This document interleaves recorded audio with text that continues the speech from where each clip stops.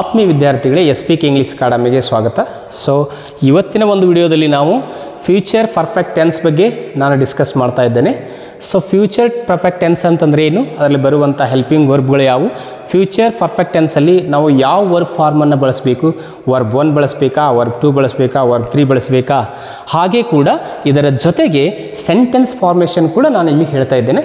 So assertive sentence formation ಹೇಗಿರುತ್ತೆ, negative ಹೇಗಿರುತ್ತೆ, ಹಾಗೆ ಎಸ್ ಆರ್ ನೋ ಕ್ವಶನ್, ಇಂಟ್ರಾಗೇಟಿವ್ದಲ್ಲಿ ಎಸ್ ಆರ್ ನೋ ಕ್ವಶನ್ ಹಾಗೂ WH ಸೆಂಟೆನ್ಸ್ಗಳ ಫಾರ್ಮೇಷನ್ ಕೂಡ ಫ್ಯೂಚರ್ ಪರ್ಫೆಕ್ಟ್ ಟೆನ್ಸಲ್ಲಿ ಹೇಗಿರುತ್ತೆ ಅನ್ನೋದನ್ನು ಈ ವಿಡಿಯೋದಲ್ಲಿ ನಾನು ನಿಮಗೆ ತಿಳಿಸ್ಕೊಡ್ತಾ ಇದ್ದೇನೆ. ಸೊ ನೀವೇನಾದರೂ ಮೊದಲ ಬಾರಿಗೆ ನಮ್ಮ ಚಾನಲನ್ನು ನೋಡ್ತಾ ಇದ್ದರೆ ನಮ್ಮ ಚಾನಲ್ಗೆ ಮೊದಲು ಸಬ್ಸ್ಕ್ರೈಬ್ ಮಾಡಿಕೊಳ್ಳಿ. ಸಬ್ಸ್ಕ್ರೈಬ್ ಮಾಡಿಕೊಳ್ಳೋದ್ರಿಂದ ನಾವು ಅಪ್ಲೋಡ್ ಮಾಡಿರ್ತಕ್ಕಂಥ ವಿಡಿಯೋ ನೇರವಾಗಿ ನಿಮ್ಮ ಮೊಬೈಲಿಗೆ ಬರ್ತದೆ. ಆವಾಗ ಆ ವಿಡಿಯೋವನ್ನು ವೀಕ್ಷಣೆ ಮಾಡಲಿಕ್ಕೆ ನಿಮಗೆ ತುಂಬ ಹೆಲ್ಪ್ ಆಗ್ತದೆ. ಹಾಗೆ ಕೂಡ ವಿಡಿಯೋವನ್ನು ಲೈಕ್ ಮಾಡಿ ನಿಮ್ಮ ಫ್ರೆಂಡ್ಸ್ಗಳಿಗೆ, ನಿಮ್ಮ ರಿಲೇಟಿವ್ಸ್ಗಳಿಗೆ ಈ ವಿಡಿಯೋವನ್ನು ಶೇರ್ ಮಾಡಿ, ಅವರಿಗೂ ಕೂಡ ಗ್ರಾಮರನ್ನು ಪರ್ಫೆಕ್ಟಾಗಿ ಕಲೀಲಿಕ್ಕೆ ಹೆಲ್ಪ್ ಮಾಡ್ತೀರಿ ಅಂತ ಹೇಳಿ ಇವತ್ತಿನ ಒಂದು ವಿಡಿಯೋವನ್ನು ನಾವು ಸ್ಟಾರ್ಟ್ ಮಾಡೋಣ. ನೋಡಿ ಇಲ್ಲಿ. ಸೊ ಫ್ಯೂಚರ್ ಪರ್ಫೆಕ್ಟ್ ಟೆನ್ಸ್ ಅಂತ. So when a tense is used to show ಏನಿದೆ that some action will be finished in future. ನೋಡಲಿ, when a tense is used to show that some action will be finished in future, some action will be finished in future. ಕೆಲವು ಕ್ರಿಯೆ ಏನಪ್ಪ ಅಂತಂದರೆ, ಕೆಲವು ಕ್ರಿಯೆಗಳು ಫ್ಯೂಚರಲ್ಲಿ finish ಆಗ್ತಿದ್ದು, ಮುಗಿಯುವಂಗಿದ್ದು ಅಂತಂದರೆ, ಮುಗಿತಿತ್ತು ಅಂತ ಕ್ರಿಯೆ ಫ್ಯೂಚರಲ್ಲಿ ಮುಗಿತಿತ್ತು ಅಂತಂದರೆ, ಪ್ರಾರಂಭದಲ್ಲಿ ಫ್ಯೂಚರಲ್ಲೇ ಮುಗಿತಿತ್ತು ಅಂತಂದರೆ, ಅಂಥ ಕ್ರಿಯೆಗಳನ್ನು ಆ್ಯಕ್ಷನ್ಸ್ಗಳನ್ನು ಎಕ್ಸ್ಪ್ರೆಸ್ ಮಾಡಬೇಕು ಅಂತಂದರೆ ನಾವು ಫ್ಯೂಚರ್ ಪರ್ಫೆಕ್ಟ್ ಟೆನ್ಸನ್ನು ಬಳಸಬೇಕು. ಫ್ಯೂಚರ್ ಪರ್ಫೆಕ್ಟ್ ಟೆನ್ಸಲ್ಲಿ ನಾವು ಅವುಗಳನ್ನು ಎಕ್ಸ್ಪ್ರೆಸ್ ಮಾಡಬೇಕು. ಇದು ಫ್ಯೂಚರ್ ಪರ್ಫೆಕ್ಟ್ ಟೆನ್ಸ್ನ ಮೀನಿಂಗು.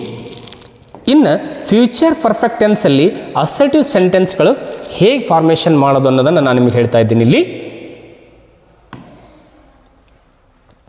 ಸೊ ನೋಡಿ, ಅಸರ್ಟಿವ್ ಸೆಂಟೆನ್ಸ್ ಏನಿರುತ್ತೆ, ಸೇಮ್ ಇಲ್ಲಿ ಕೂಡ ವಿಲ್ ಶಲ್ ಇರುತ್ತೆ. ಅದರ ಜೊತೆಗೆ ಸೊ ಇಲ್ಲಿ ಫ್ಯೂಚರ್ ಪರ್ಫೆಕ್ಟಲ್ಲಿ ಇನ್ನೊಂದು ಹೆಚ್ಚಿಗೆ ಹೆಲ್ಪಿಂಗ್ ವರ್ಬನ್ನು we have take another one helping verb in future perfect tense. So that is have. You have already learned the helping verb have in present perfect tense. ನೀವು ಈಗಾಗಲೇ ಪ್ರೆಸೆಂಟ್ ಪರ್ಫೆಕ್ಟ್ ಟೆನ್ಸಲ್ಲಿ ಈ have ಅನ್ನುವಂಥ helping ವರ್ಬನ್ನು ನೀವು ಕಲ್ತಿದ್ದೀರಿ. So ಇಲ್ಲಿ perfect ಬಂದಾಗ ಮತ್ತೆ ನಾವು have ಅನ್ನುವಂಥ ಹೆಲ್ಪಿಂಗ್ ವರ್ಬನ್ನು ಬಳಸ್ತೀವಿ. ಆದರೆ ಇಲ್ಲಿ ಸಿಂಗುಲರ್ ಇರಲಿ ಅಥವಾ ಪ್ಲೂರಲ್ ಸಬ್ಜೆಕ್ಟ್ ಇರಲಿ, ಕೇವಲ ಹ್ಯಾವ್ ಅನ್ನುವಂಥ ಒಂದೇ ಹೆಲ್ಪಿಂಗ್ ವರ್ಬನ್ನು ನಾವು ಬಳಸ್ತೀವಿ. ಯಾಕಂತಂದರೆ ಸೊ ಅದಕ್ಕಿಂತ ಮುಂಚೆ ಇಲ್ಲಿದಾವಲ್ಲಿ ವಿಲ್ ಶೆಲ್ ಅನ್ನುವಂಥ ಹೆಲ್ಪಿಂಗ್ ವರ್ಬ್ಗಳು ಇಲ್ಲಿ ಸಬ್ಜೆಕ್ಟ್ ಜೊತೆಗೆ ಇಲ್ಲಿ ಎಗ್ರಿ ಆಗಿರುತ್ತೆ. ಅದಕ್ಕೆ ಈ ಹ್ಯಾವ್ಗೇನು ಅವಕ್ಕೆ ಸಂಬಂಧ ಇರೋದಿಲ್ಲ. ಸರ್, ಅಲ್ಲಿ ಸಿಂಗುಲರ್ ಇದ್ದಾಗ ಪ್ರೆಸೆಂಟ್ ಪರ್ಫೆಕ್ಟಲ್ಲಿ ನಾವು ಹ್ಯಾಸ್ ಬಳಸ್ತಿದ್ದೀವಿ ಮತ್ತು ಇಲ್ಲಿ ಪ್ಲೂರಲ್ ಇದ್ದಾಗ ಹ್ಯಾವ್ ಬಳಸ್ತಿದ್ದೀವಿ ಅಂತಂದರೆ ಆ ಟೆನ್ಸು ಬೇರೆ. ಯಾಕಂದರೆ ಅಲ್ಲಿ ಡೈರೆಕ್ಟ್ ಅಗ್ರಿಮೆಂಟು ಸಬ್ಜೆಕ್ಟು ಹ್ಯಾವ್ ಜೊತೆಗೆ ಇರ್ತಿತ್ತು ಹೆಲ್ಪಿಂಗ್ ವರ್ಬ್. ಆದರೆ ಇಲ್ಲಿ ಡೈರೆಕ್ಟ್ ಇಲ್ಲಿ ಅಗ್ರಿಮೆಂಟ್ ಏನಪ್ಪ ಅಂದ್ರೆ ಸಬ್ಜೆಕ್ಟ್ ಮತ್ತು ವಿಲ್ ಶೆಲ್ ಜೊತೆಗಿರೋದ್ರಿಂದ ಇಲ್ಲಿ singular and also plural subject ಇದ್ದಾಗ ಹ್ಯಾವ್ ಒಂದನ್ನು ಮಾತ್ರ ಬಳಸ್ತೀವಿ. We use only one helping verb with shall and will in future perfect tense, that is have. Either the subject is singular or plural. Let us start the video. Yes. Next, ಅದರ ಜೊತೆಗೆ ಏನೈತೆ V3 is the object. ನಾನು ಹೇಳಿದ್ದೇನೆ, so ಯಾವುದೇ perfect tense ಇದ್ದರೂ ಕೂಡ ಅಲ್ಲಿ verb farm ಯಾವಾಗಲೂ V3 ಇರುತ್ತೆ. V3 ಅಂತಂದರೆ ನೋಡಿ, V3 ಅಂದರೆ ನಾನು ಹೇಳ್ತೀನಿ, ನಿಮಗೊಂದು ಎಕ್ಸಾಂಪಲ್ ಕೊಡ್ತೇನೆ. ಈಗ ಬ್ರಿಂಗ್ ಅಂತ ಒಂದು ಸೆಂಟೆನ್ಸ್, ಒಂದು ವರ್ಬ್ ಇದೆ. ಸೊ ಬ್ರಿಂಗ್ ಇದು V1. ಇದರ V2 ಏನಪ್ಪ, ಬ್ರಾಟ್ ಅಂತ ಬರುತ್ತೆ. ಬ್ರಾಟ್ ಇದು V2. ಆದರೆ ಇದರ V3 ಏನು? So this is V3. ಅಂದರೆ ಎಲ್ಲ ಪರ್ಫೆಕ್ಟ್ ಟೆನ್ಸಲ್ಲಿ V3. ನಮಗೆ ಇಲ್ಲಿ ಬೇಕಾಗಿರತಕ್ಕಂಥ ಹೆಲ್ಪಿಂಗ್ ವರ್ಬು ಸೊ ಇದು ಈ ವರ್ಬ್ 3ಯನ್ನು ನಾವಿಲ್ಲಿ ಬಳಸ್ಕೋಬೇಕು. ಇದು ಒಂದೇ ಅಲ್ಲ, ಯಾವುದೇ ಹೆಲ್ಪಿಂಗ್ ವರ್ಬ್ ಇದ್ದರೂ ಕೂಡ ನಾವಲ್ಲಿ V3ಯನ್ನು ಬಳಸಬೇಕು.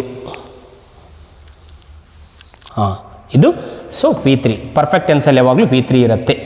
ಸೊ ನೋಡಿ ಸೆಂಟೆನ್ಸನ್ನು ಐ ಸಬ್ಜೆಕ್ಟ್ ಇದೆ ನಮಗೆ ಗೊತ್ತಿದೆ. ಸೊ ವಿಲ್ ಮತ್ತು ಹ್ಯಾವ್ ಇಲ್ಲಿ ಇದು ಹೆಲ್ಪಿಂಗ್ ವರ್ಬ್ ಅಂದರೆ ವಿಲ್ ಜೊತೆಗೆ ಹ್ಯಾವ್. ಇಲ್ಲಿ ಹ್ಯಾವ್ ಯಾಕೆ ಬಂದಿದೆ ಅಂತಂದರೆ ಇಲ್ಲಿ ಪರ್ಫೆಕ್ಟ್ ಟೆನ್ಸ್ ಇದೆ. ಇದು ಯಾವುದು?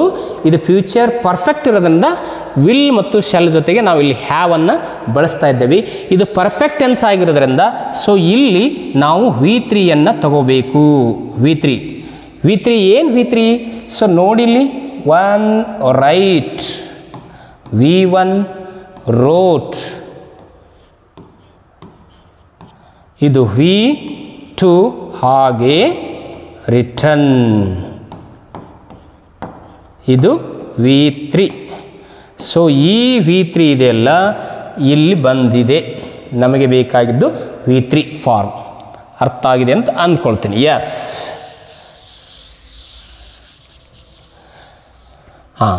ನೆಕ್ಸ್ಟ್ ಸೆಂಟೆನ್ಸ್ ಹಾಗೆ ಹೀ ವಿಲ್ ಹ್ಯಾವ್.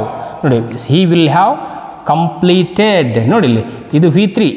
ನಾನು ಹೇಳಿದ್ದೇನೆ ಯಾವ ಕ್ರಿಯಾಪದ ನಮ್ಮ ಇರ್ರೆಗ್ಯುಲರ್ ಲಿಸ್ಟಲ್ಲಿ ಇಲ್ಲಲ್ಲ ಆ ಕ್ರಿಯಾಪದವನ್ನು ನಾವು V2 ಮತ್ತು V3 ಮಾಡಬೇಕು ಅಂತಂದರೆ ಪಾಸ್ಟ್ ಮತ್ತು ಪಾಸ್ಟ್ ಪಾರ್ಟಿಸಿಪಲ್ ವರ್ಬ್ ಆಗಿ ಚೇಂಜ್ ಮಾಡಬೇಕಂದ್ರೆ ಸೊ ಜಸ್ಟ್ ನಾವು ಆ ವರ್ಬ್ಗಳಿಗೆ ಇ ಡಿಯನ್ನು ಆ್ಯಡ್ ಮಾಡಿದರೆ ಸಾಕು, ಅದು V2 ಮತ್ತು V3 ಆಗುತ್ತೆ. ನೋಡಿ he will have completed his project. ಅವನ ಪ್ರಾಜೆಕ್ಟನ್ನು ಅವನು ಮುಗಿಸಿರುತ್ತಾನೆ. ಯಾವಾಗ? ಮುಂದೆ ಫ್ಯೂಚರ್ದಲ್ಲಿ ಮುಗಿಸಿರುತ್ತಾನೆ ಅಂತ.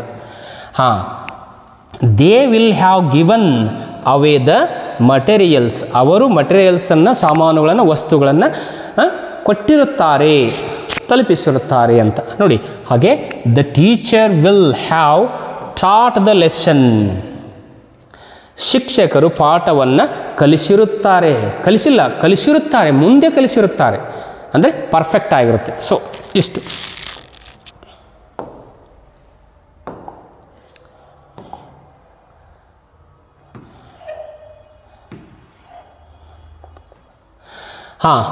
So negative sentence.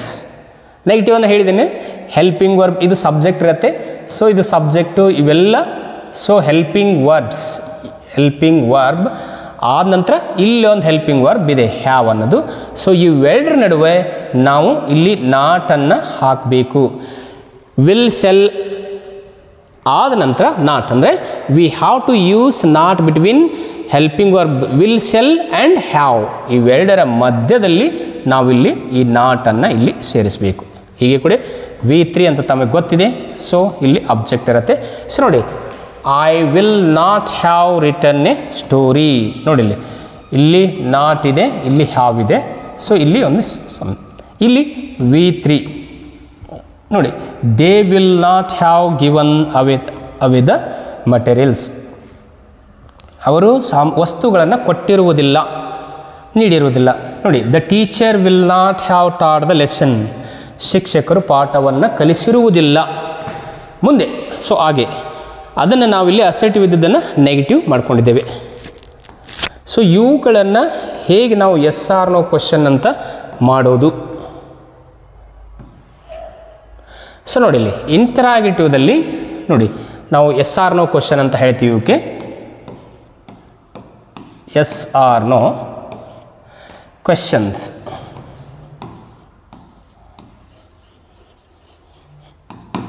S or no questions ಅಂತ ಹೇಳ್ತೀವಿ. ನೋಡಿ ಇಲ್ಲಿ ವಿಲ್ ಇದೆ, ಶೆಲ್ ಇದೆ. ಯಾವಾಗಲೂ ಯಾವುದೇ ಎಸ್ ಆರ್ ನೋ ಕ್ವಶನ್ಸಲ್ಲಿ ಹೆಲ್ಪಿಂಗ್ ವರ್ಬ್ ಸೆಂಟೆನ್ಸಲ್ಲಿರುವಂಥ ಹೆಲ್ಪಿಂಗ್ ವರ್ಬನ್ನು ಮೊದಲು ತಗೋಬೇಕು. ಸೊ ನಾವು ಕೂಡ ಹೆಲ್ಪಿಂಗ್ ವರ್ಬ್ಗಳನ್ನು ಫಸ್ಟ್ ತೊಗೊಂಡಿದ್ದೇವೆ. ಸೊ ಇಲ್ಲಿ ಸಬ್ಜೆಕ್ಟ್ ಇದೆ, ಇಲ್ಲಿ have in another helping verb ಇದೆ. ಈ ರೀತಿ ಬಂದಾಗ ಸಬ್ಜೆಕ್ಟನ್ನು ಇದರ ಮಧ್ಯದಲ್ಲಿ ತಗೋಬೇಕು. ಸೊ ಇವೆರಡರ ಮಧ್ಯದಲ್ಲಿ ನಾವು ಇಲ್ಲಿ ಸಬ್ಜೆಕ್ಟನ್ನು ತೆಗೆದುಕೊಂಡಿದ್ದೇವೆ. ಸೊ V3 ಇದೆ, ಸೊ ಆಬ್ಜೆಕ್ಟ್ ಇದೆ, ಇಲ್ಲಿ ಕ್ವಶನ್ ಮಾರ್ಕ್ ಇದೆ. ಸೊ ನೆಕ್ಸ್ಟ್ ನೋಡಿ will I have return a story. ಹಾಗೆ will they have given away the materials. Next will the teacher have taught the lesson. ಅಂದರೆ ಶಿಕ್ಷಕರನ್ನು ಪಾಠ ಕಲಿಸಿರುತ್ತಾರೆಯೇ, ಮುಂದೆ ಕಲಿಸಿರುತ್ತಾರೆಯೇ, ಹೀಗೆ.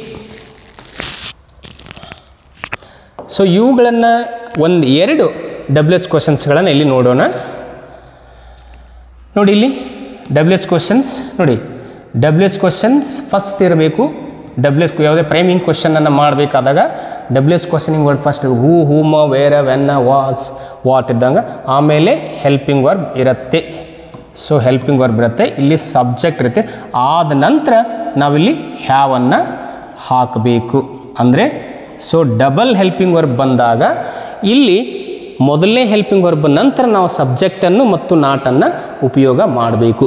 So this is V3 object question mark. ನೋಡಿ ಇಲ್ಲಿ when will I have return a story ಅಂತ ನೋಡಿ. When will they have given away the materials, ಅವರು ಯಾವಾಗ ಮಟೀರಿಯಲ್ಸನ್ನು ಕೊಟ್ಟಿರುತ್ತಾರೆ. Where will the teacher have taught the lesson, ಶಿಕ್ಷಕರನ್ನು ಪಾಠವನ್ನು ಎಲ್ಲಿ ಮಾಡಿರುತ್ತಾರೆ, ಎಲ್ಲಿ ಮುಗಿಸುತ್ತಾರೆ, ಕಲಿಸಿರುತ್ತಾರೆ ಅಂತ. ಸೊ ಇಷ್ಟು ಇವತ್ತು ನಾವು ಈ ಫ್ಯೂಚರ್ ಪರ್ಫೆಕ್ಟ್ ಟೆನ್ಸ್ ಬಗ್ಗೆ ನಾನು ನಿಮಗೆ ಹೇಳಿಕೊಟ್ಟಿದ್ದೇನೆ. ಸೊ ವಿಡಿಯೋವನ್ನು ಪ್ರಾರಂಭದಲ್ಲಿ ಮೊದಲಿನವರೆಗೂ ಯಾವುದೇ ಸ್ಕಿಪ್ ಮಾಡದೆ ನೋಡಿ, ಟೆನ್ಸನ್ನು ಪರ್ಫೆಕ್ಟಾಗಿ ಕಲಿರಿ, ಅಂದರೆ ನಿಮಗೆ ಇಂಗ್ಲೀಷ್ ಗ್ರಾಮರು ಪರ್ಫೆಕ್ಟಾಗಿ ಬರ್ತದೆ. ಯಾಕಂದರೆ ಎಲ್ಲ ಟಾಪಿಕ್ಸ್ಗಳು ಏನಪ್ಪ ಅಂದರೆ ಟೆನ್ಸ್ ಮೇಲೆ ಅವಲಂಬನೆ ಆಗಿದ್ದಾವೆ. ಓಕೆ, ಮುಂದೆ ನೋಡೋದಂದರೆ ಮತ್ತೆ ಭೇಟಿಯಾಗೋಣ. ಅಲ್ಲಿವರೆಗೆ ಸೊ ಕಾಯ್ತಾ ಇರಿ.